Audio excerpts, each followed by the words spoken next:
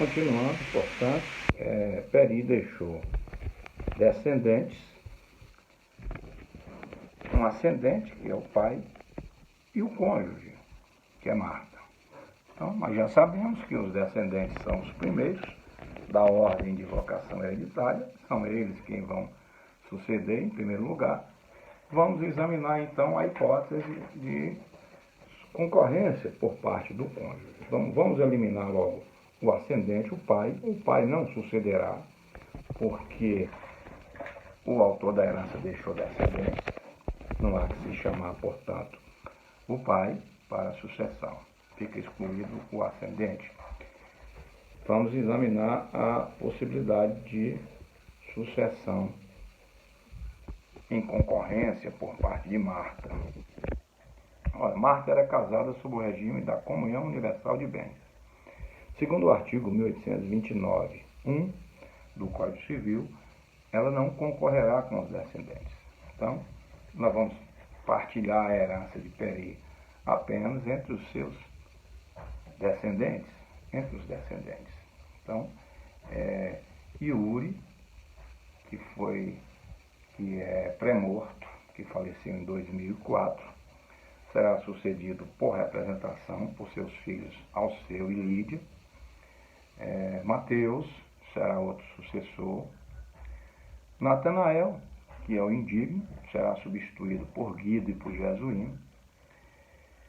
Ingrid renunciou, não receberá a herança, artigo 1811, nem ela, nem os seus descendentes, Damais e Diógenes. Então, a herança será dividida exatamente por 5.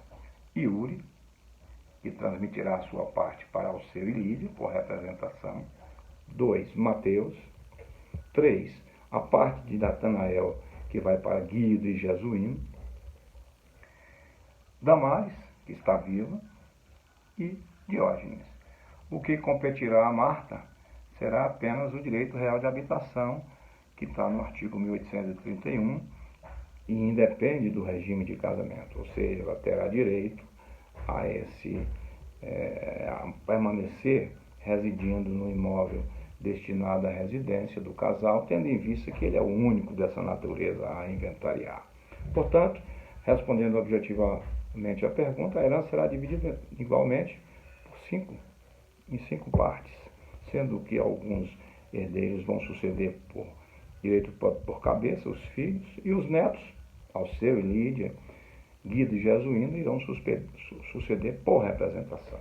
Facílima, a resposta aí não ensejava nenhuma dificuldade. Número 2, eu perguntei, discurso sobre a renúncia da herança, abordando inclusive sobre a necessidade da outorga do cônjuge para a renúncia da herança. Nós sabemos que para renunciar à herança, o sucessor pode depender da sucessão, pode depender da autorização do cônjuge ou não. Vai depender do ponto de vista doutrinário ao qual ponto de vista doutrinário que você vai se filiar. A qual, nós temos 2 correntes doutrinárias aí tentando justificar essa indagação.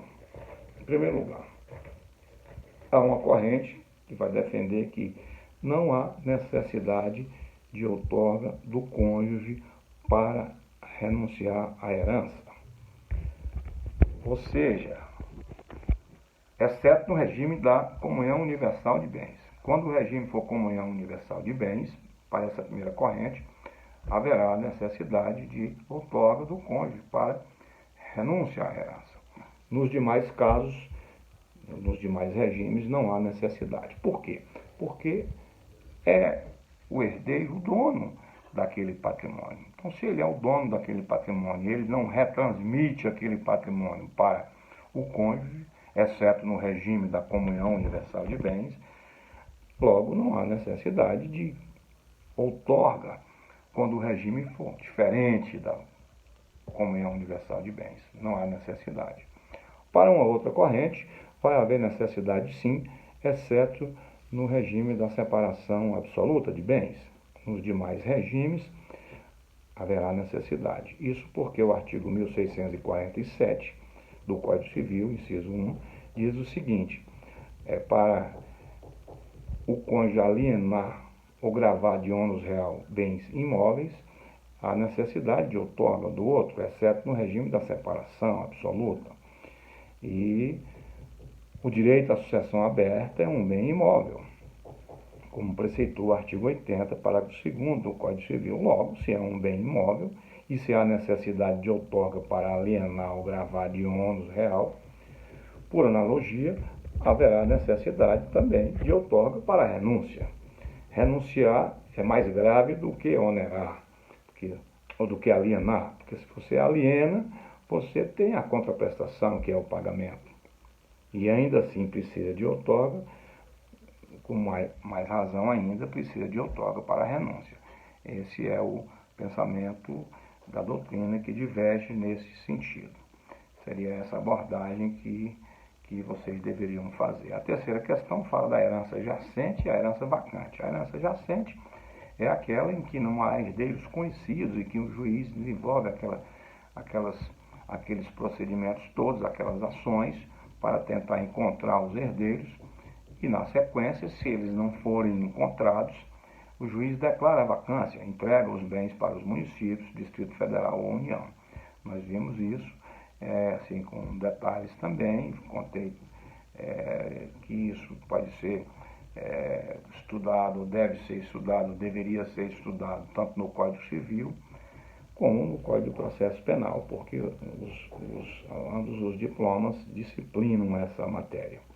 Mas, se vocês tiverem alguma dúvida, eu posso esclarecê-la individualmente. Vocês podem me perguntar sobre essa correção que a gente está fazendo agora, tá bom? Muito obrigado, sucesso, eu lançarei as notas no portal.